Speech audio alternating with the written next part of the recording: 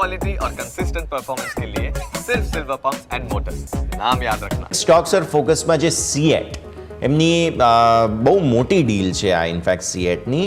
Michelin જે global tyre giant છે, ભારતીય કંપનીની તાકાત જુઓ સર.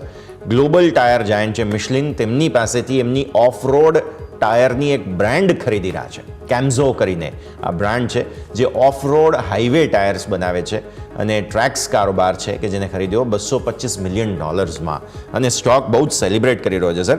5.63%, 5.5%ની તેજી 3270 પર ઓપન થશે સીએટ. યસ, ડેફિનેટલી એક બઝ જોવા મળી રહ્યો છે, ન્યૂઝ વાઇઝ જોવા મળી રહ્યો છે. સ્ટોક પ્રાઇસમાં પણ આપણને એક લગભગ 5.5%ની ઓપનિંગ છે.